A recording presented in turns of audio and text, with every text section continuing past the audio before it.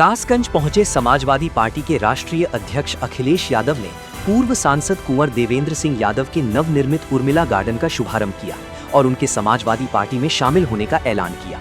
कार्यक्रम में बड़ी संख्या में सपा कार्यकर्ता और समर्थक मौजूद रहे। सभा को संबोधित करते हुए अखिलेश यादव ने बीजेपी सरकार पर तीखा हमला बोला। उन्होंने कहा कि राम मंदिर के चढ़ावे पर डकैती पड़ रही है और विरोध करने वालों को एनकाउंटर या जेल भेजने की बात कही। साथ ही उन्होंने महंगाई, गैस सिलेंडर की बढ़ती कीमतों और पेपर लीक जैसे मुद्दों को लेकर सरकार को घेरा। अखिलेश यादव ने किसानों की समस्याओं, पेट्रोल डीजल की कीमतों और स्मार्ट मीटर के मुद्दे को भी उठाया। उन्होंने आरोप लगाया कि सरकार सिर्फ लूटने का काम कर रही है और किसानों को खाद, डीजल तथा अन्य सुविधाएं नहीं मिल पा रही है। उन्होंने कहा कि महंगाई और भ्रष्टाचार ने आम जनता की कमर तोड़ दी है। बंगाल का चुनाव में लूटा इन्होंने और बिहार के चुनाव में जो बेईमानी की है, अगर यही लूट और यही बेईमानी उत्तर प्रदेश में हो गई तो इसके बाद भविष्य में कभी चुनाव नहीं होगा। इसीलिए आपने देखा होगा डेलीमिटेशन ला रहे थे, महिला आरक्षण के साथ डेलीमिटेशन ला रहे थे।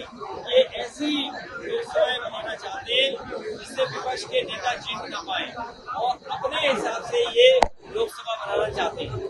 स्वदेशी नहीं है तो फिर फिर जो आत्मनिर्भर भारत बनाने की बात कर रहे हैं, क्या ये बना पाएंगे? ऐसे स्वदेशी नहीं आप बता रहे। इनके मुंह पे है स्वदेशी। सपा प्रमुख ने केंद्र सरकार की विदेश नीति पर भी सवाल खड़े किए। उन्होंने कहा कि यदि भारत विश्व गुरु बनने की दिशा में आगे बढ़ रहा है तो अंतर्राष्ट्रीय मुद्दों पर और मजबूत भूमिका निभानी चाहिए। इसके साथ ही उन्होंने एक्सप्रेसवे, अर्थव्यवस्था और किसानों के आंदोलन का भी जिक्र किया। भारत सबसे बड़ा देश है, उसकी अर्थव्यवस्था में संकट हो रहा है, इस संकट भी नहीं होता। तो भारत की जिम्मेदारी थी कि युद्ध रोकने की, और युद्ध अगर रोक लेते भारत सरकार तो भारत को प्रधानमंत्री को विश्व गुरु बन जाता। ये वो लोग हैं जिनके घरों में गाय नहीं है, गाय की सेवा नहीं करना चाहते, गाय के नाम पर ये वोट लेना चाहते हैं। और कासगंज के कहीं डिवाइडर हो, एटा में तो मैं देख आया, एटा में मुड़ते ही डिवाइडर पे सांड बैठे हुए थे। बताओ, सांड इसकी रखवाली देखभाली करने का और गाय की सेवा करना हमारा आज का नहीं, पौराणिक काम है।